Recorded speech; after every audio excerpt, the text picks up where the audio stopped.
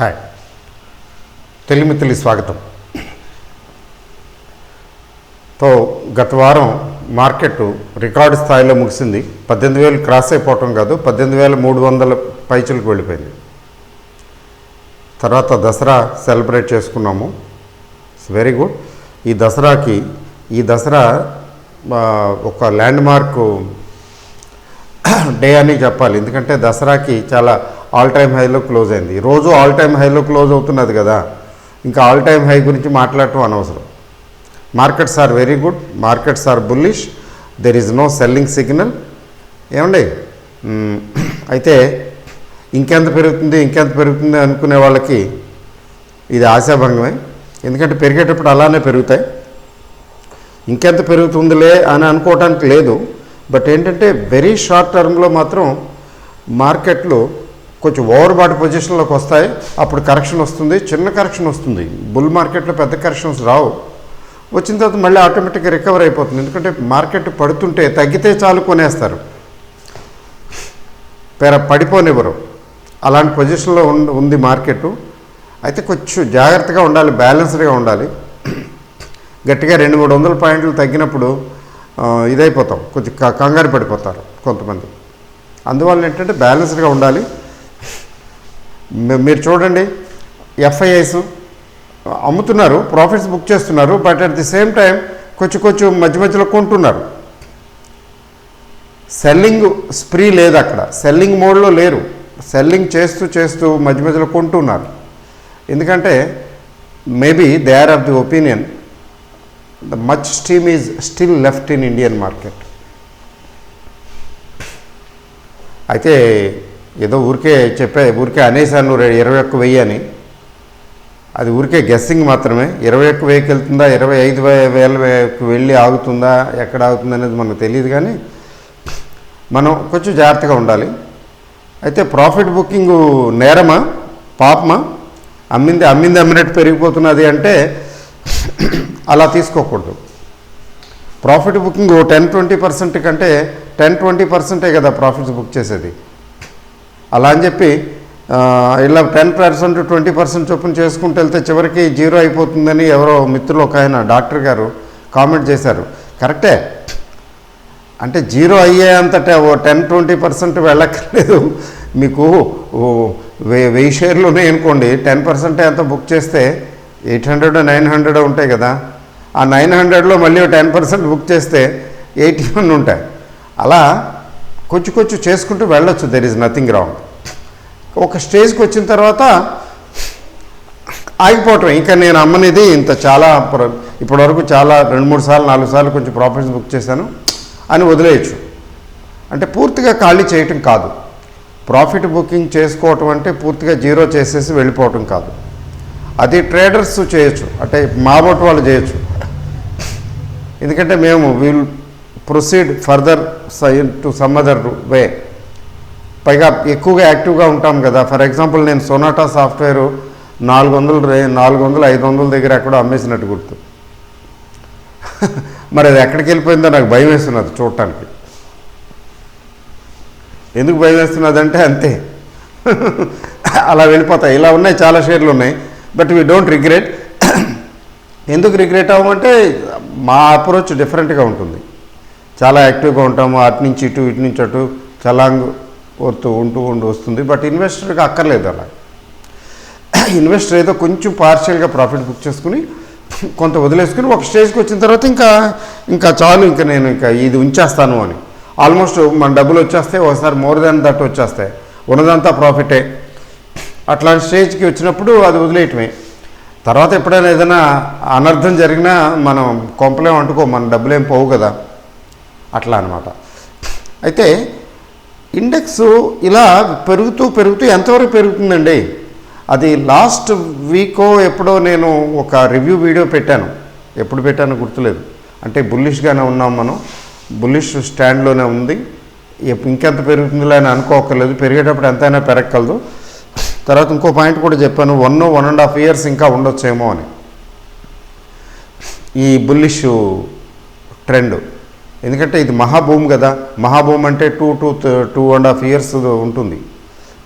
First 1 yearలో ఏమవుతుందంటే double అయిపోతుంది. ఇది డబుల్ అయిపోయిన తర్వాత అక్కడి నుంచి కూడా మళ్ళీ ఆగకుండా మళ్ళీ వెళ్తుంది. బట్ ఖబర్దార్, చాలా జాగ్రత్తగా ఉండాలి. వెళ్ళి ఎప్పుడన్నా క్రాష్ వచ్చినప్పుడు చాలా అలర్ట్గా ఉండాలి. అలాంటి సిచ్యువేషన్స్ లేవు బై గాడ్స్ గ్రేస్. ఇంకా బయింగ్ మోడ్లోనే ఉంది మార్కెట్. తర్వాత మిడ్ క్యాప్, స్మాల్ క్యాప్స్ బగ మండిపోతున్నాయి. ఇంకా ఉన్నాయి, చాలా ఉంటాయి, లేవనేం కాదు. ఇంకా బయింగ్ ఆపర్చునిటీ ఇంకా చాలా షేర్లలో ఉంది. బట్ కేర్ఫుల్గా ఉండాలి. సెక్టర్స్ ఉన్నాయి, కొన్ని సెక్టర్స్. నేను ఈరోజు సిమెంట్ సెక్టర్లో 2 షేర్ల గురించి మాట్లాడతాను, 2-3 గురించి మాట్లాడతాను, జస్ట్ ఊరికి ఐడియా కోసం. ఫస్ట్ మార్కెట్ గురించి. మార్కెట్ లాస్ట్ వీక్ ఏంటి చేసింది, ఏమైంది అంటే ముందు మార్కెట్ చూద్దామండి. మార్కెట్ చూసిన తర్వాత జస్ట్ నేను వస్తాను, స్క్రిప్ట్స్కి వస్తాను.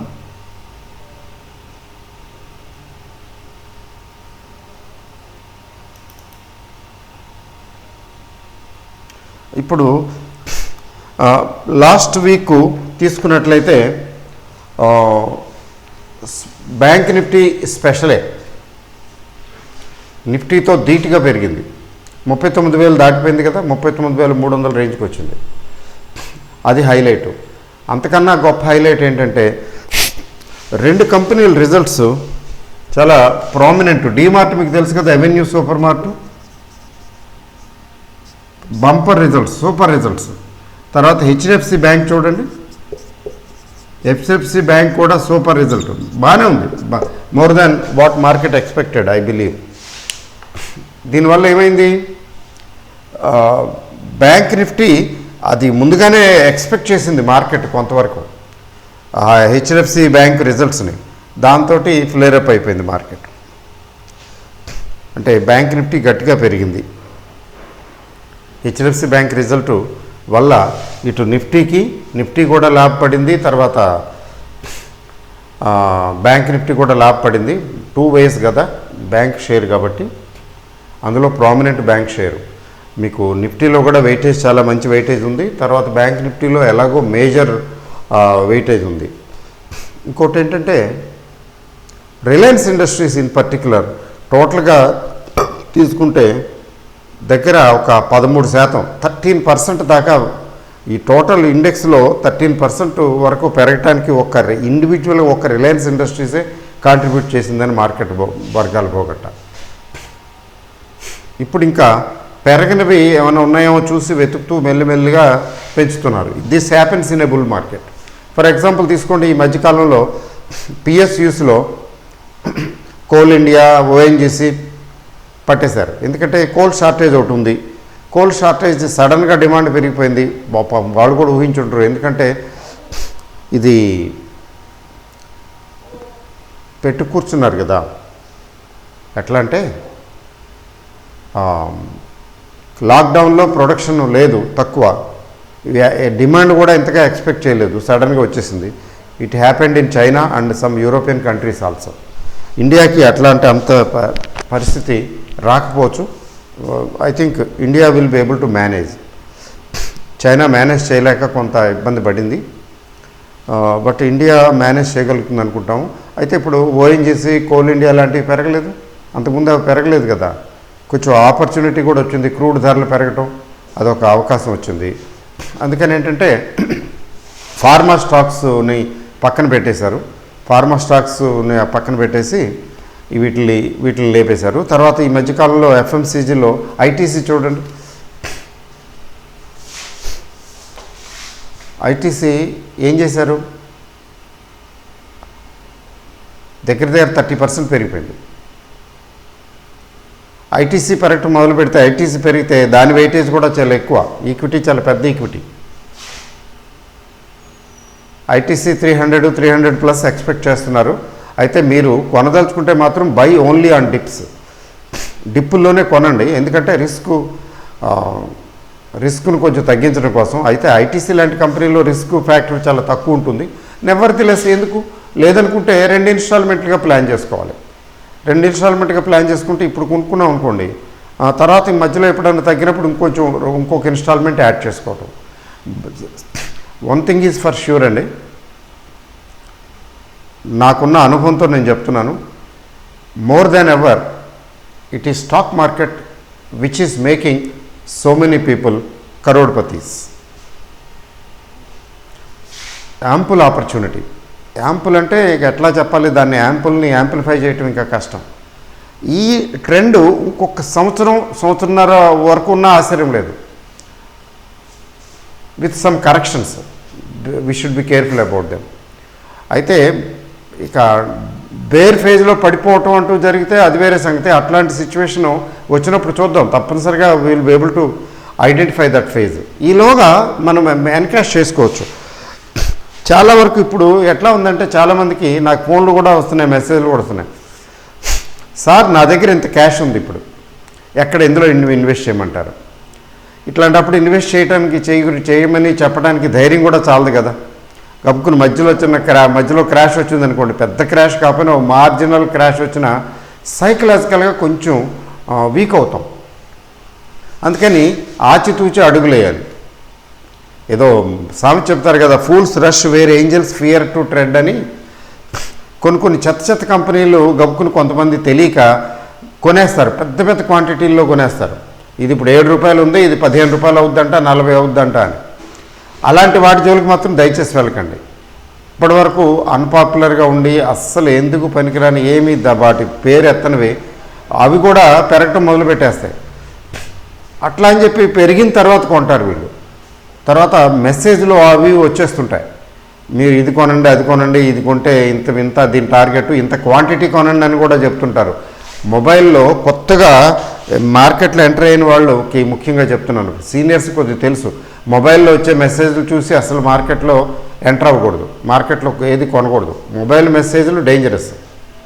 అసలు మన బ్రోకర్స్ చెప్పేవి కూడా we have to take them with a pinch of salt. This is my experience.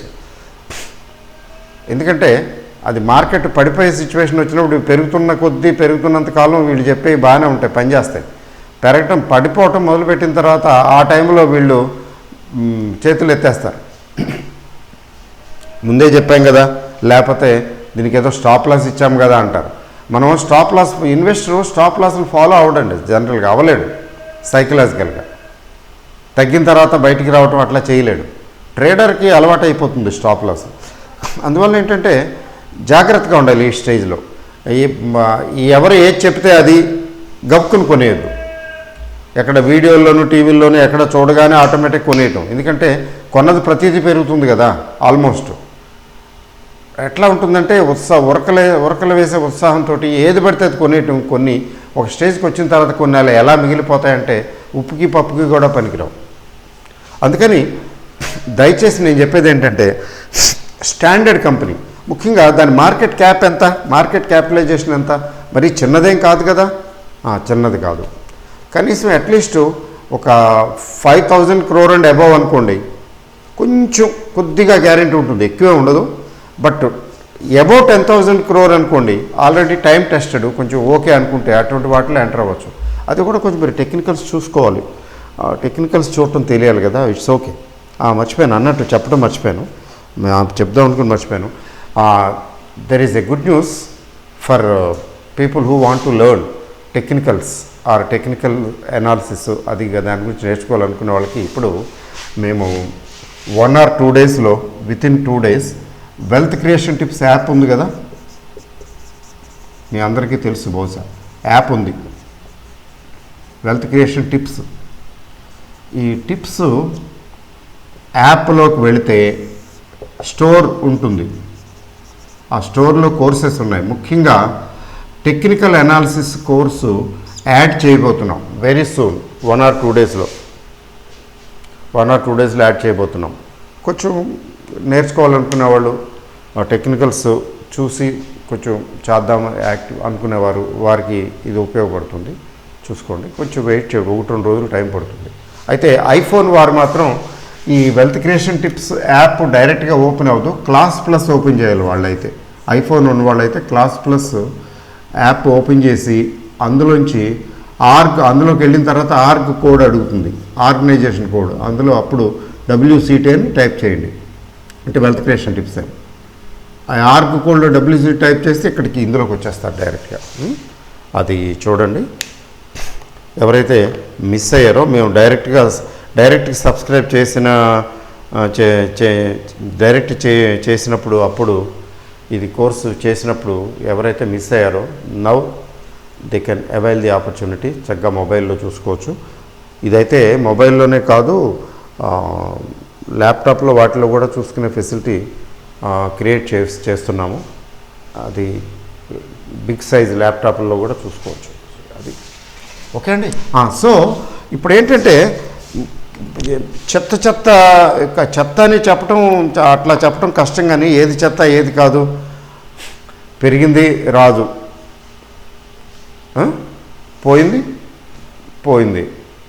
But anyway కొద్దిగా ఎక్కువ స్పెక్యులేటివ్గా ఉండేవి, ఇప్పుడిప్పుడే పెరుగుతున్నవి, కొత్తగా పెరుగుతున్నవి చిన్న చిన్న కంపెనీలు దయచేసి అవాయిడ్ చేయండి. ఒక 10,000 crore అండ్ అబవ్ ఉందనుకోండి మార్కెట్ క్యాప్, ఏదో కొంచెం స్టాండర్డ్ ఉన్నట్టు అనుకోవాలి మినిమం. చిన్న చిన్న కంపెనీలు అనుకోండి, చిన్న మార్కెట్ క్యాప్ అనుకోండి, అయితే అటు లేకపోతే ఇటు ₹5 షేరు ₹50 అయిపోతుంది, 10 times ఇచ్చేస్తుంది. ఏదో క్రిప్టో కరెన్సీలో అయిపోతుంది, అది కూడా లేకపోతే పోతుంది మొత్తం, ఎంతైనా పోవచ్చు. అందుకని జాగ్రత్తగా ఉండండి, కొంచెం జాగ్రత్తగా చూసుకోండి, ఫండమెంటల్స్ అవి చూసుకుని ఎంటర్ అవ్వాలి, అంతేగాని ఎట్లా పడితే అట్లా కాదు. ఈ వీక్ ఒకసారి చూద్దాం మార్కెట్ పొజిషన్, లాస్ట్ వీక్ ఏం జరిగింది.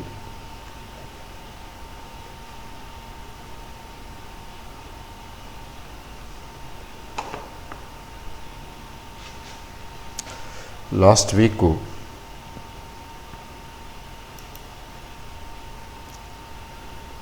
నేను చార్టింగ్లోకి వెళ్తున్నాను.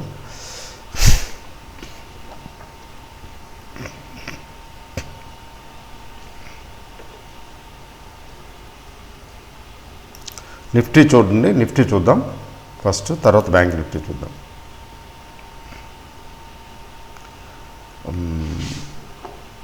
చెప్పాలంటే ఓకే, ఇందులో డైలీకి వీక్లీ చార్ట్ 4 months కాదు 6 months, 6 months కొంచెం పెద్ద పిక్చర్ కనపడుతుందండి. డైలీకి బదులు వీక్లీ చేద్దాం, ఎకినాషికి బదులు క్యాండిల్ స్టిక్స్ చేద్దాం.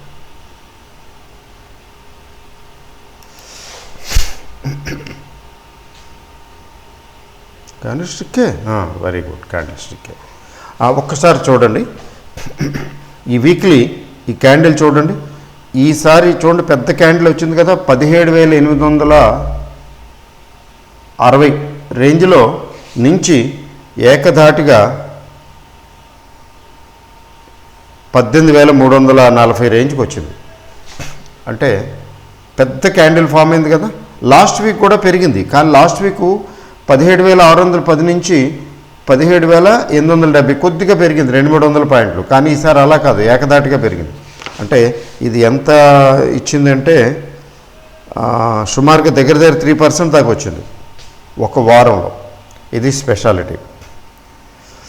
తర్వాత టెక్నికల్ ఇండికేటర్స్ కూడా తీసుకుంటే MACD line over and above ఉంది. ఇది షార్ప్గా అప్ సైడే పైకే చూస్తున్నది.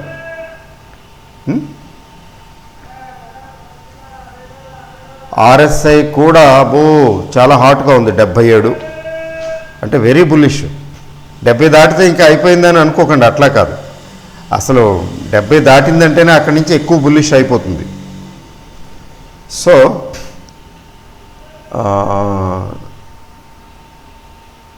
ADX కూడా 43 చాలా స్ట్రాంగ్గా ఉంది. అన్నీ ఇప్పుడు ఈ 3 ఇండికేటర్స్ కూడా స్ట్రెంగ్త్ చూపిస్తున్నాయి. తర్వాత బ్యాంక్ నిఫ్టీ తీసుకుంటే ఇంకా బాగుంది కదా.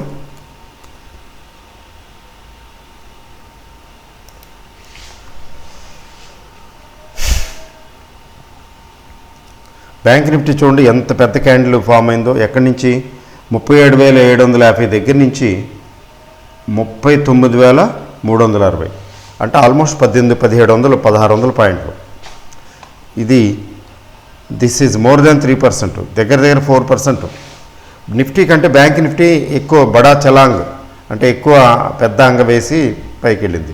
అంటే ఈ మధ్యకాలంలో ఈ మధ్యకాలంలో బ్యాంక్ నిఫ్టీ ఇంతగా పెరిగింది లేదు, అది స్పెషాలిటీ. అయితే 40,000 ఆ రేంజ్కి వెళ్ళిన తర్వాత కొంచెం చిన్న కరెక్షన్ రావచ్చు. బట్ 40,000 మాత్రం చేరుకోవడానికి ఛాన్సెస్ చాలా ఎక్కువగా కనబడుతున్నాయి అతి త్వరలో. ఓకే అండి. సో ఇది మార్కెట్కి సంబంధించిన సమాచారం. టెక్నికల్ ఇండికేటర్స్ మాత్రము స్ట్రెంగ్త్ చూపిస్తున్నాయి, బుల్లిష్గానే ఉన్నాయి మార్కెట్. కాబట్టి మనం ఎదురేదకూడదు. నా ఫ్రెండ్ ఒక ఆయన ఉన్నాడు, చెప్తుంటాడు, why should we challenge market, why should we go against అంటాడు ఆయన. అంటే పెరుగుతుంటే పెరుగుతుంది అంతే, పెరగనవటమే, అంతేగాని ఇంకే ఎదురేతలాగా ఇంకెంత పెరుగుతుంది, బాగా పెరిగింది కాబట్టి ఇప్పుడు నేను షార్ట్ సెల్లింగ్ చేస్తాను అని ఆ పని చేయొద్దు అంట. తగ్గుతుంటే ఎదురెళ్ళి ఇంకెంత తగ్గుతుందిలే అని కొనొద్దు అంటాడు. ఎంత తగ్గుతుందో తగ్గినవటమే, we should go with it అట్లా చెప్తాడు ఆయన.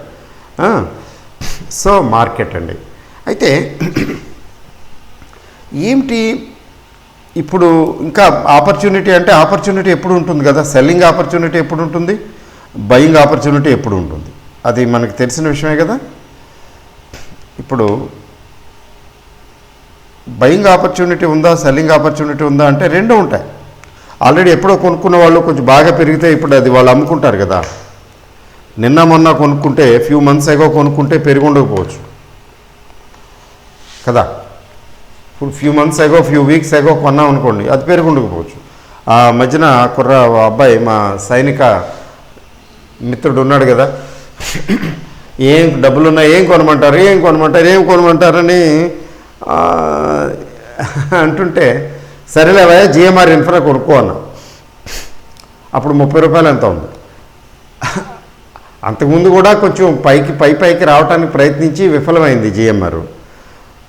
ఇక మాట్లాడుకుంటూ ఉంటాడు, ఇంకా నియర్ ఫ్యూచర్లో ఇంకేం మాట్లాడు అని చెప్పా. పాప 200, 300 ఎంతో కొనుక్కున్నాడు, చిన్న అమౌంట్లే. సరే, అది అలా పడుకునే ఉందిలేండి. నేను అనుకున్నట్టు చక్కగా పడుకుని ఉంది. నన్ను ఆ అబ్బాయి డిస్టర్బ్ చేయలేదు మధ్యలో. మరి పెరగలేదు కదా, పెరిగితే మళ్ళీ డిస్టర్బ్ చేస్తాడు కదా. మళ్ళీ సడన్గా అది పెరిగిపోయింది. 40s వచ్చిన తర్వాత కొంచెం పెరిగిన తర్వాత మరి ఇక ఆగడు కదా షార్ట్ టర్మ్. సరే తీసేవా అన్న. ఇంకా 50 షేర్లు ఉంచాడంట 250, 300లో. ఆ 50 షేర్లు కూడా తీసేయమంటారా? కర్ణాటక బ్యాంక్ ఒకటి, అందులోనూ ఒక 50 షేర్లు ఎంత ఉన్నాయండి, 100 ఇందులో ఉన్నాయండి ప్రాఫిట్స్, అది కూడా తీసేయను. నిద్రపోవట్లేదు, ఇది కూడా తీసేస్తే డబ్బులు వచ్చేస్తాయి కదా, ప్రాఫిట్ కదా అని. నేను అన్నాను, నీ డబ్బులేం పోవటం లేదు కదా, ఉన్నదంతా లాభమే కదా, వాటిని వదిలేవయ్యా అని చెప్పి. అట్లా ఒక్కోసారి ఎక్కువ టైం పడుతుందిలే, ఇప్పట్లో ఏం పెరగవులే అనుకుంటాం, అయినా పెరుగుతాయి ఒకసారి సడన్గా. జిఎంఆర్ ఇన్ఫ్రా అలాగే పెరిగింది. నేను ఎక్స్పెక్ట్ చేయలే, 2-3 నెలలు పడుతుందేమో 50 రావడానికి అనుకున్నాను, కానీ 40 దాటిపోయింది ఆల్రెడీ. ఇట్లా ఏంటంటే బుల్ మార్కెట్లో పెరుగుతూ ఉంటాయి. మరి జిఎంఆర్ ఇన్ఫ్రా ఆపర్చునిటీ కదా 30 రూపాయల దగ్గర. అఫ్కోర్స్ మనం డిస్కస్ చేసాం, 30 రూపాయలు, 31 దగ్గర నేను చెప్పడం జరిగింది, దాని గురించి చాలాసార్లు మాట్లాడడం జరిగింది. కొన్ని చూడండి పేలవ్, అంత తొందరగా పేలవ్, కానీ అంత మాత్రానికి డౌన్ అండ్ అవుట్ అని అనుకోకూడదు. మీకు ఎగ్జాంపుల్ చెప్పాలంటే అరబిందో ఫార్మా. ఈ అరబిందో ఫార్మా పెరిగిందా? పెరగలేదు కదా. అక్కడ కొంచెం యుఎస్ దీని మీద ఒక ఇష్యూ ఉంది. తర్వాత ప్రమోటర్స్ ఏవో పిచ్చి పనులు చేస్తున్నారు, అదేదో కొంటున్నారు, ఇదేదో ఎక్వైర్ చేస్తున్నారు అనేది మీద కొంచెం ఇంప్రెషన్ తగ్గి కొంచెం బ్రోకరేజెస్ డౌన్ అమ్మేసినాయి, కొన్ని చాలా వరకు డౌన్ చేసినాయి. అందువల్ల 1000 రూపాయల దగ్గరికి, 1000 రూపాయల పైన, నేను 1000 రూపాయల పైన అమ్మాను, 1030 ఎక్కడ. 1000 రూపాయల పైకి వెళ్ళిన షేరు 700 దగ్గర ఉందేంటి, 760 మధ్యన ట్రేడ్ అవుతుంది. ఇంకా ప్రిసైజ్గా చెప్పాలంటే 715, 740 ఇంకా నేరో డౌన్ చేస్తే 715, 740 దగ్గర ట్రేడ్ అవుతుంది. టెక్నికల్గా చూస్తే చాలా ఇంపార్టెంట్. ఎంఏసిడి ఇండికేటర్ కానీ ఇంకా ఆర్ఎస్ఐ వగేరా కానీ టెక్నికల్స్ ఏం చెప్తున్నాయంటే ఇది స్లో అండ్ స్టడీగా ఉందండి, ప్రస్తుతం బేరిష్గానే ఉందండి అని చెప్తున్నది. బట్ ప్రస్తుతం బేరిష్గా ఉంది కానీ ప్రస్తుతమే కదా, అంటే ఇన్వెస్టర్కి ఒక రకంగా చెప్పాలంటే హోల్డ్ చేసుకోమని సలహా. ఇంకా పెరగట్లేదేంటి, ఇంకా పెరగట్లేదు, అది పెరిగింది, ఇది పెరిగింది, అది పెరిగింది, మా బండి వచ్చింది, మా తాతగారి బండి రాలేదో వచ్చని చిన్నప్పుడు మా తాత వాళ్ళు ఆడించేవాళ్ళు పిల్లలు, చిన్న చిన్న పిల్లలుగా ఉన్నప్పుడు. మా బండి వచ్చింది, మా తాతగారి బండి రాలేదు అన్నట్టు. అట్లా కాదు కదా, అది పెరిగింది, ఇది పెరిగింది, ఇది చూడు ఇంత పెరిగిపోయింది, అది చూడు అంత పెరిగిపోయింది, అనవసరంగా ఇది కొనేసాను, ఇదేం పెరగట్లేదు, ఆ రకమైనటువంటి ఆలోచనలో పడిపోతారు కొత్త వాళ్ళు. అట్లా ఏం కాదు, ఓకే, దాని టైం దానికి వస్తుంది. ఫండమెంటల్లీ స్ట్రాంగ్గా కాదా, పెద్ద కంపెనీ మంచి కంపెనీయా కాదా అంటే పెద్ద కంపెనీయే కాదా, పెద్ద కంపెనీ అయితే కొంచెం ఎక్కువ స్కోప్ ఉంది, ఎందుకంటే వాళ్ళు they will be able to manage better. తర్వాత పీక్ నుంచి తీసుకుంటే 30% పైనే పెరిగింది కదా, దాని టైం అంటూ ఎప్పుడు వస్తుంది. మనం బ్లాక్ అయిపోయింది మనీ అని ఆలోచించకూడదు. దీనికి బదులు అందులో ఇన్వెస్ట్ చేస్తుంటే బాగా వచ్చేదనే ఆలోచన కూడా రాకూడదు. ఇట్స్ ఓకే, అనవసరమైన tension. It takes its own time. But Aurobindo pharma is down but not out. అది తెలుస్తుంది. It may take its own time. Okay, మరి జిఎంఆర్ ఇన్ఫ్రా లాంటిది లేవగలేంది, అరబిందో ఫార్మాకి ఏముందండి, అందులో ఫార్మా సెక్టర్ కదా. అట్లా ఏంటంటే స్టాక్స్ వాటి టైం వచ్చినప్పుడే అవి పెరుగుతాయి, మనకి పేషెన్స్ కావాలి. మరి అరబిందో ఫార్మా లాంటి కంపెనీ ఇంకా టైం పడుతుంది చెప్తున్నది. ఇది పికప్ అవడానికి గ్యాలపింగ్ మోడ్లోకి రావడానికి టైం పడుతుందని చెప్తున్నది. ఎంత టైం పడుతుందంటే అది చూడాలి, ఎక్కువ పట్టకపోవచ్చు, నెల 2 నెలలు అట్లా పట్టవచ్చు. మరి ఇట్స్ ఒక రకంగా చెప్పాలంటే బయింగ్ ఆపర్చునిటీ కూడా ఇన్వెస్టర్కి. అంటే ఇప్పుడు కొంటే ఇమీడియట్గా ఏం పెరగదు, కావాలంటే కొనుక్కోవచ్చు కదా. లేదు, వెయిట్ చేసి అది గ్యాలపింగ్ స్టేజ్కి వచ్చినప్పుడు, అది టేక్ ఆఫ్ స్టేజ్కి వచ్చినప్పుడు ₹1 ఎక్కువైనా కానీ అప్పుడు కొనుక్కుంటానని కొంతమంది చూస్తుంటారు, కొంచెం షార్ట్ టర్మ్ ఆలోచిస్తారు. That is also okay. అట్లా ఏంటంటే బయింగ్ ఆపర్చునిటీస్ ఉండవని కాదు, ఎప్పుడూ ఉంటాయి. ఆ మధ్యన కర్ణాటక బ్యాంకు తక్కువలో దొరికింది కదండి, ఆ అబ్బాయి అదే ఆ టైంలో కొనుక్కున్నదే. మరి ఆ మధ్యన మళ్ళీ కొద్దిగా పెరిగేటప్పుడు కొద్దిగా అమ్మేసి ఇంకా ఉన్న 50 షేర్లు ఉన్నాయి, 50 100 అవి కూడా తీసేయమంటారా అంటాడు. ఆ పని చేయకనైనా పూర్తిగా ఎప్పుడు తీయక్కర్లేదు, ఉన్నది ప్రాఫిటే కదా, వదిలేసాయని చెప్పాను. అట్లా ఇప్పుడు సెక్టర్స్ తీసుకోవాలి మనం. సెక్టర్స్ తీసుకుంటే సిమెంటు మీకు ప్రత్యేకించి చెప్పాల్సిన పని లేదు. షుగర్ ఏనాడో కొండెక్కేసింది. షుగర్కి మంచి రోజులు ఎప్పుడో వచ్చినాయి. 2019 నుంచే తీసుకోండి మీరు, షుగర్ ఎలా పెరిగిపోతుందో. షుగర్ పెరగటం మొదలు పెడితేనండి, షుగర్ వ్యాధి వచ్చిన వ్యక్తికి షుగర్ ఎలా పెరిగిపోయింది అంటారో అలా పెరిగిపోతాయి. షుగర్ షేర్ల ధరలు కూడా ఆకాశాన్ని అంటుతాయి. కాబట్టి షుగర్ ఇండస్ట్రీ టచ్ చేయక్కర్లేదు, యాక్చువల్గా ఇంకా పెరిగే అవకాశం ఉంది. మీరు కావాలనుకుంటే ఎక్కువ అమౌంట్ ఇన్వెస్ట్ చేశారు అనుకుంటే ఒక 10% 20% ప్రాఫిట్ బుక్ చేసుకుని కూర్చోండి. అదర్వైజ్ షుగర్ షేర్స్ ఎక్కేసినాయి. మరి ఎక్కవలసినవి ఏమున్నాయండి అంటే, ఒకటి సిమెంటు, స్టీల్ కూడా కొద్దిగా ఎక్కేసింది చాలా వరకు. ఒకటి సిమెంటు, 2 ఆటోమొబైల్. నేను 2-3 భూములు చూశాను. What my experience says is they go hand in hand. ఈ 2 పెరగటం మొదలు పెడితే ఇన్ఫ్రా కూడా మొదలవుతుంది. ఇన్ఫ్రా, ఎనర్జీ ఎలాగో వచ్చిందిలేండి అనుకోకుండా మధ్యలో demand. Infra and real estate కూడా అందుకుంటుంది. Before that infra real estate ఇంకా అందుకోలేదా అండి అంటే ఆల్రెడీ అందుకుంది.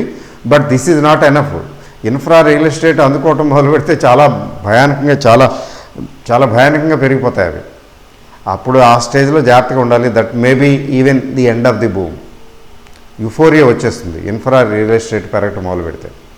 ఇండియాలో దట్ హ్యాపెండ్. మరి హిస్టరీ రిపీట్ అవుతుందా, ఇంకో రకంగా వెళ్తుందా అనేది that we don't know. But ఆ అవగాహన అంతే.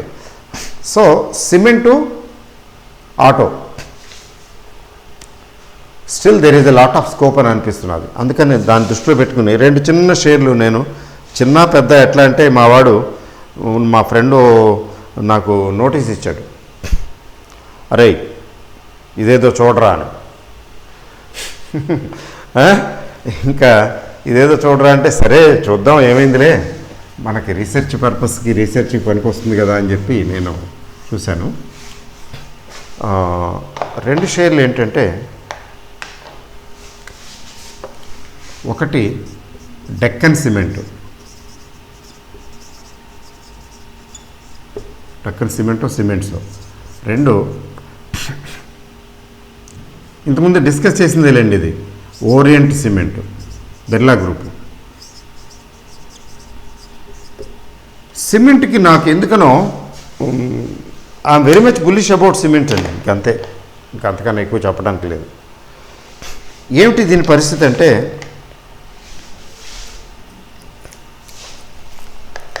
వీటి జస్ట్ ఊరికి ఐడియా కోసం, డక్కన్ సిమెంట్స్ ఇప్పుడు సిఎంపి ఎంత ఉంది చూడాలి. అంతే ఎందుకు ఇందులో చూపించేస్తే మొత్తం డైరెక్ట్గా వచ్చేస్తుంది కదా. సిఎంపి వరకు రాస్తానులేండి. ఇది డక్కన్ సిమెంట్స్ సిఎంపిను, తర్వాత ఇది ఓరియంట్ సిమెంటు. డక్కన్ సిమెంట్ ఏమో 769 ఉంది, ఓరియంట్ సిమెంట్ ఏమో 162 ఉంది.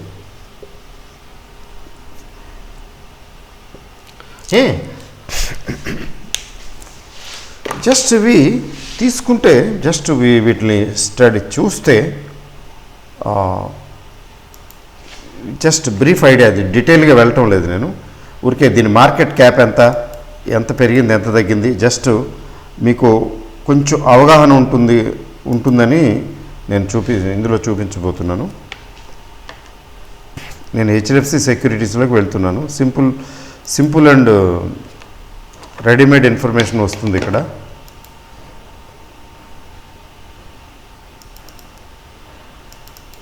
స్లోగా ఉందంటే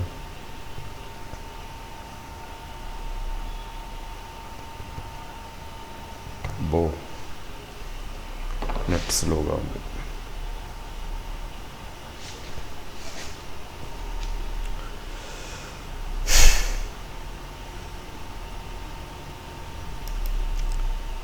డక్కన్ సిమెంట్ చూద్దాం.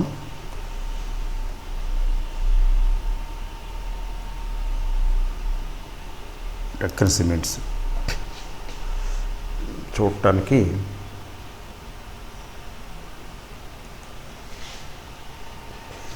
చూడండి ఒకసారి, just let's have a glance at it. ఈ డక్కన్ సిమెంట్స్ అయితే మొన్న థర్స్డే రోజు మాత్రం లైట్గా తగ్గింది. ఎంతలేండి, ₹1-2 తగ్గింది. దీని current price ₹769. You are able to see this right, 769.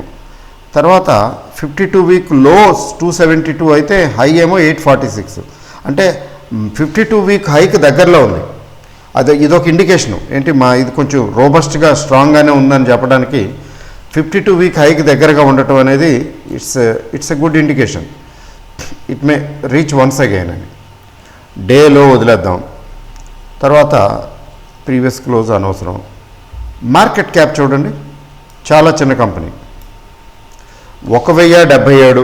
అంటే ఇది ₹272 దగ్గర ఉన్నప్పుడు దీని పరిస్థితి ఏమై ఉంటుంది, 300 ఎంత ఉంటుంది మార్కెట్ క్యాప్, 300 కోట్లు, 1077 కోట్లు. అంటే చాలా చిన్న company, mini cement company. Okay, తర్వాత దీని ఫేస్ వాల్యూ ₹5. మినీ చిన్న కంపెనీలు కొనేటప్పుడు 1-4 సార్లు ఆలోచించాలి. ఏదైనా కొంచెం గైడెన్స్ ఐడియా ఉంటే తప్ప స్వయంగా ఎంటర్ అవ్వకూడదు. అది కూడా కొంచెం పెద్ద అమౌంట్లు పెట్టకూడదు, అది స్పెక్యులేటివ్ అయిపోతుంది. చిన్న కంపెనీల్లో పెద్ద అమౌంట్లు పెట్టడం అంటే ఏమవుతుందంటే ఇన్వెస్ట్మెంట్ని మనం స్పెక్యులేటివ్ ఇన్వెస్ట్మెంట్గా మారుస్తున్నామని అర్థం చేసుకోండి. అందుకని కొంచెం అమౌంట్లు కూడా కొంచెం చూసుకుని జాగ్రత్తగా కొద్దిగా యాడ్ చేసుకోవటమే. ఇప్పుడు ఇందులో ఇంకా ఇన్ఫర్మేషన్ ఏంటంటే పిఈ రేషియో 8.55. ఈ రోజుల్లో 8.55 పిఈ రేషియో అంటే very reasonable. This is attractive. EPS ₹90 ఉంది, వదిలేయండి. ప్రైస్ బుక్ రేషియో కూడా రీజనబుల్గా ఉంది. 6 months రిటర్న్ 82% ఇచ్చింది. 1 yearలో 176% రిటర్న్ ఇచ్చింది. ఏముందండి, చాలా డెలివరబుల్స్ రీజనబుల్గా ఉన్నాయి. 49% అంటే 50% దాకా డెలివరీ కోసం బై చేస్తున్నారు. డివిడెండ్ ఈల్డ్ ఏదో కొద్దిగా ఉందంటే డివిడెండ్ పేయింగ్ కంపెనీ. తర్వాత మూవింగ్ యావరేజెస్ ఒక ప్రత్యేకత ఉంది. 200 days మూవింగ్ యావరేజ్కి పైన ఉంటే ఓకేనండి, కింద ఉంటే 1-2 సార్లు ఆలోచించాలి.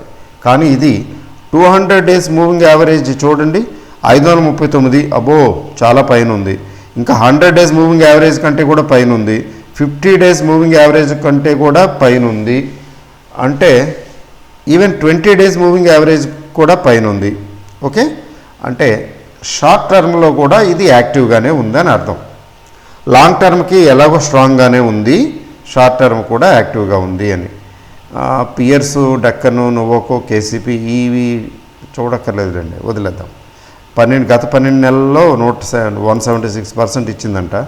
అయితే లాస్ట్ 3 ఇయర్స్లో ఏమంత బాగాలేదు performance.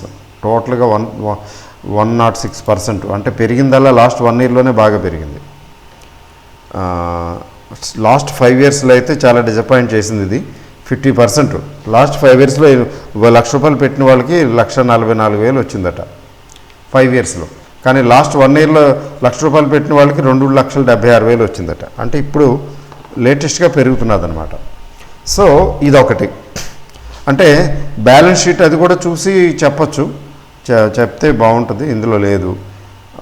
Profit and loss account ఉంది, ప్రాఫిట్స్ బాగానే ఉన్నాయి, ప్రాఫిట్స్ పెరిగాయి.